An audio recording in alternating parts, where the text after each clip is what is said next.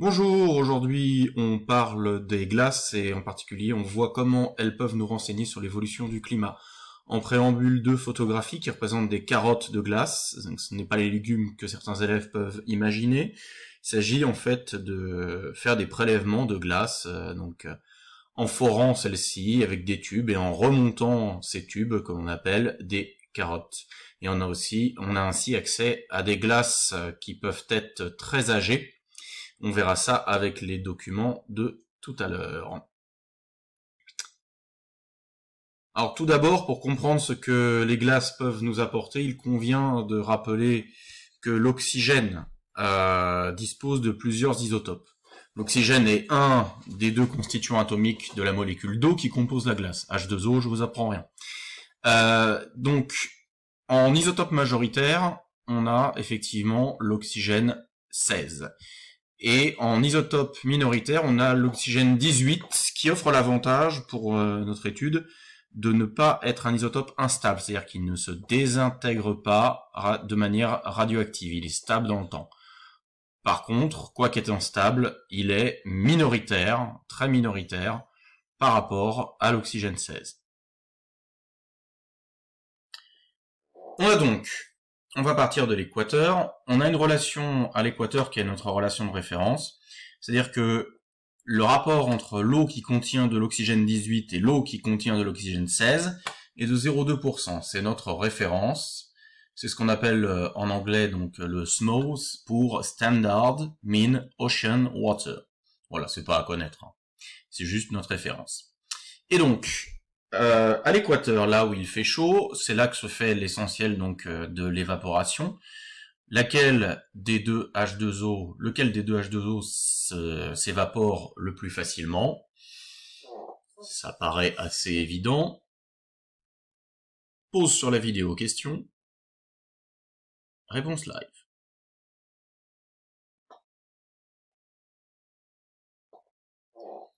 Évidemment, le H2O16 s'évapore plus facilement que le H2O18. Et donc, du coup, ça veut dire que notre rapport 18 sur 16 a tendance à diminuer.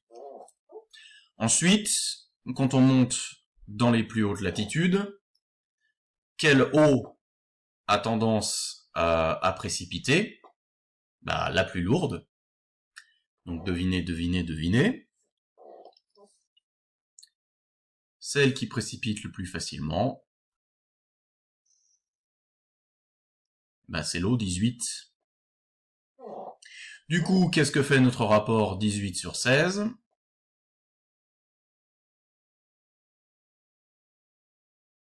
Il diminue encore.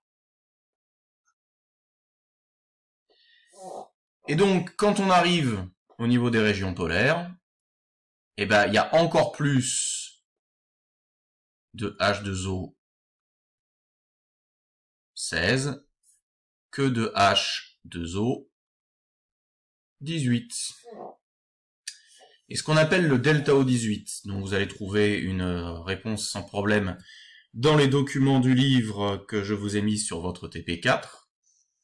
Donc, le delta O18 des glaces, par rapport à notre SMO de départ, il y a encore moins de O18, donc par rapport à la référence, il est forcément plus petit. C'est pour cela que le delta O18 des glaces sera toujours négatif.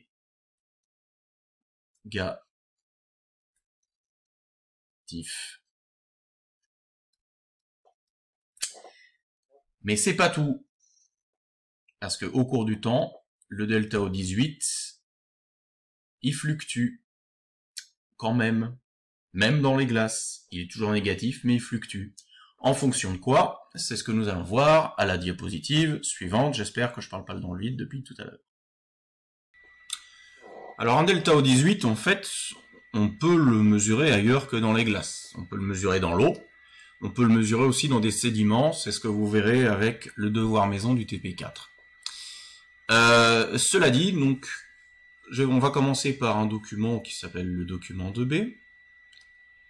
Sur ce document 2B, en fait, on a un graphique du delta O18 qui est exprimé classiquement en pour 1000 en fonction de la moyenne annuelle des températures.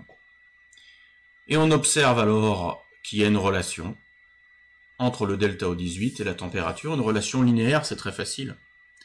En fait, plus il fait chaud, plus le delta O18 est élevé, ou, on va prendre l'habitude de le dire autrement, plus il se rapproche de 0, en fait. Vous allez voir, c'est beaucoup plus pratique de raisonner en termes de le delta O18 s'approche de 0. C'est-à-dire, plus il fait chaud, plus effectivement on s'approche de notre référence océanique tropicale, le fameux SMO. Donc, en d'autres termes, en fait,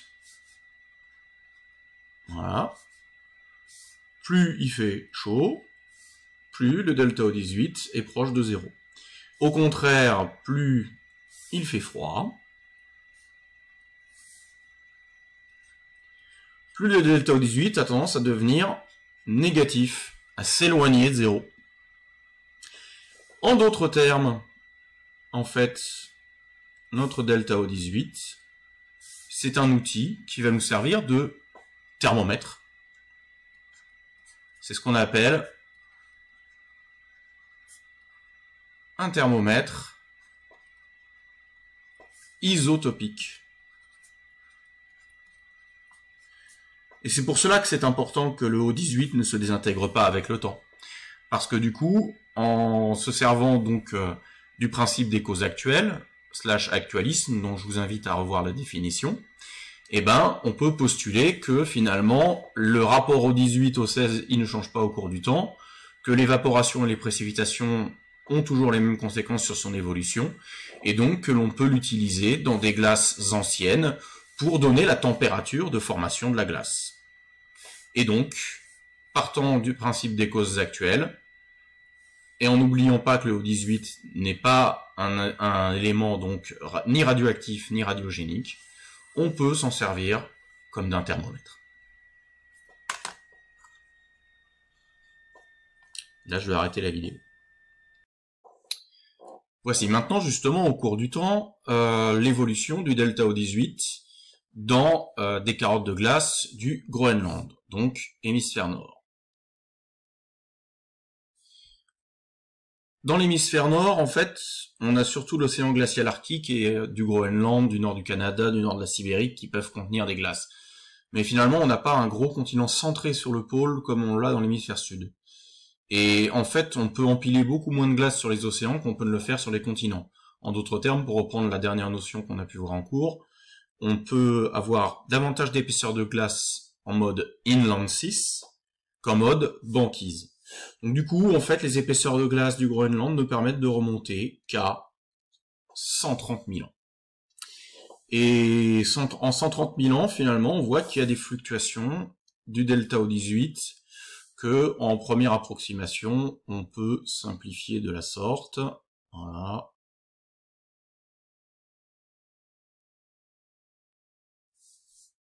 Donc grosso modo, en fait, voilà ce que ça donne.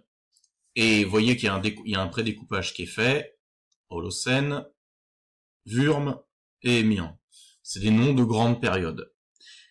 Ici, il ne faut pas se tromper effectivement sur le sens de déroulement du temps. Ici, on est plus récent. Et alors ensuite, je vous laisse réfléchir un petit peu. Finalement, sur l'axe des abscisses ici,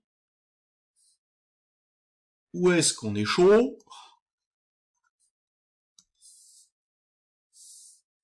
Où est-ce qu'on est froid?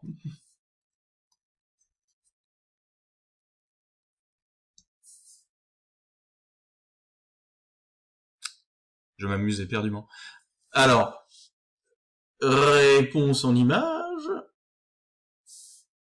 En fait, on a dit tout à l'heure que les valeurs en fait de delta O18 qui correspondaient au climat les plus froids, c'était les valeurs les plus éloignées de 0. Et que les valeurs qui correspondait en fait aux températures relativement plus élevées, bah, c'était celle qui se rapprochait le plus de 0, les valeurs les plus hautes. Donc grosso modo, même si là on est sur de la glace, ici c'est plutôt période chaude, ici c'est plutôt période froide, ou plutôt pour le transcrire donc sur l'axe des ordonnées, et ben là on est relativement froid donc durant sa période du Wurm. C'est une ère glaciaire qui a duré à peu près 100 000 ans. Et aujourd'hui on est finalement dans une ère qui est ratée, dans une ère qui est relativement plus chaude, qu'on appelle l'Holocène, qui est une ère interglaciaire, qui dure depuis 11 000 ans. Mais une ère interglaciaire, on en a également eu une, donc précédemment, qui s'appelait les Émiens. Voilà. Donc on voit une alternance à seulement donc 130 000 ans, interglaciaire, glaciaire, interglaciaire. Pour finir, voici les données donc des delta O18 pour les glaces antarctiques. On voit qu'on remonte plus loin dans le temps. En Arctique, on s'arrêtait à peu près ici. Là, on remonte à moins 400 000 et même par certains endroits, on peut atteindre moins 700 000 et approcher même le million d'années. Parce que on peut empiler plus de glace sur un continent, donc de la glace de type Inland 6. Et là, donc, on avait évoqué l'alternance en Arctique. Là, en Antarctique, l'alternance, elle saute aux yeux. Donc, pour rappel, parce que enseigner, c'est répéter, et puis apprendre aussi. Pour rappel, finalement, entre moins 43 pour 1000 et moins 48 pour 1000, lequel correspond à une période plus froide. Le plus froid, entre ces deux valeurs, le plus froid, c'est bien sûr moins 48, puisqu'on est plus loin de 0. Et le plus chaud, c'est moins 43. Donc ça veut dire qu'on va avoir des périodes chaudes, interglaciaires, qui sont assez courtes, et oh tiens, dis donc, autour de moins 130 000, et actuellement, l'Antarctique enregistre des températures relativement plus chaudes, comme en Arctique. Ce qui suggère que le climat est mondialisé. Et que donc on voit également ici que ces périodes relativement plus chaudes sont également plus courtes que les périodes dites glaciaires. On va voir les périodes glaciaires qui, bien que connaissant des fluctuations en leur sein, ici il y a une belle fluctuation d'ailleurs, durent un peu plus longtemps, autour de 90 100 000 ans. Bref, l'enregistrement des glaces antarctiques, puisque le delta O18, en fait, fait office d'un véritable thermomètre isotopique, nous permet de constater que l'on a donc, à l'échelle mondiale, des alternances de périodes froides, plus froides, les fameuses ères glaciaires, et de périodes relativement plus chaudes, mais également plus courtes, les ères interglaciaires.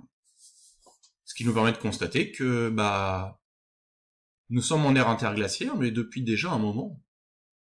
Alors, qu'est-ce qui va se passer? Est-ce que le réchauffement climatique va la prolonger?